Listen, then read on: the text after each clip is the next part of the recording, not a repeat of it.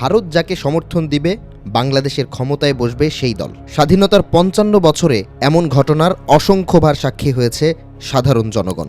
তবে ২৪শে জুলাই আন্দোলন ও মার্কিন প্রেসিডেন্ট নির্বাচনের পর দৃশ্যপটের পরিবর্তন হয়েছে।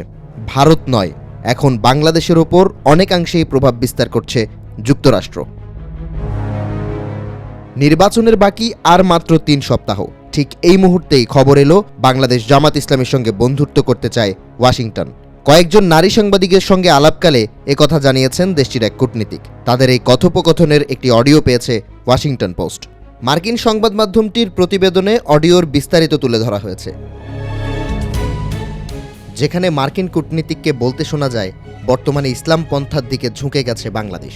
আগামী জাতীয় নির্বাচনে জামাত তাদের ইতিহাসে সর্বোচ্চ আসন পাবে। এমন অবস্থায় তারা জামাত ইসলামীর সঙ্গে বন্ধুত্ব করতে চান। ঢাকায় দায়িত্বরত এই কূটনীতিক নারী সাংবাদিকদের বলেন, আমরা চাই দুই পক্ষের মধ্যে বন্ধুত্ব হোক। এছাড়া ছাত্র শিবিরের নেতাদের টিভি অনুষ্ঠানে আনা হবে কিনা এমন প্রশ্নও করেন মার্কিন কূটনীতিক। তার দাবি, নির্বাচনে জয়যুক্ত হলে বাংলাদেশে শরিয়া আইন চালু করবে না জামাত। তবে কোনো কারণে শরিয়া আইন চালু করা হলে এর পরের দিনই বাংলাদেশের পোশাকে ১০০% শুল্ক আরোপ করবে যুক্তরাষ্ট্র। তবে শুধু জামাত নয়, হেফাজতে ইসলাম ও ইসলামী আন্দোলন বাংলাদেশের সঙ্গেও ট্রাম্প প্রশাসনের যোগাযোগের পরিকল্পনা রয়েছে। এ বিষয়ে জানতে চাওয়া হলে ঢাকার মার্কিন দূতাবাসের মুখপাত্র মনিকা সিং জানান, এই আলোচনাটি হয়েছে গত ডিসেম্বরে। এটি নিয়মিত বৈঠকের অংশ ছিল, যেখানে বাংলাদেশের সাংবাদিকদের সঙ্গে মার্কিন দূতাবাসের কর্মকর্তারা কথাবার্তা বলেন। তবে এসব কথাবার্তা বাইরে প্রকাশ করা হয় না।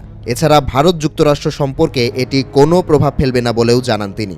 ভূরাজনীতি বিশ্লেষক মাইকেল কুগেলম্যান জানান, যুক্তরাষ্ট্রের সঙ্গে ভারতের সম্পর্ক এমনিতেই খারাপ। এর মধ্যে তারা জামাতে ইসলামীর সঙ্গে বন্ধুত্ব করতে চাইছে, যা দুই দেশের সম্পর্ক আরও খারাপ করে দিতে পারে। তিনি বলেন, বাংলাদেশে ভারতের দীর্ঘ সময় ধরে সবচেয়ে বড় ভয় হলো জামাত। ভারত জামাতকে পাকিস্তানের মিত্র এবং এই অঞ্চলের নিরাপত্তার হুমকি হিসেবে দেখে।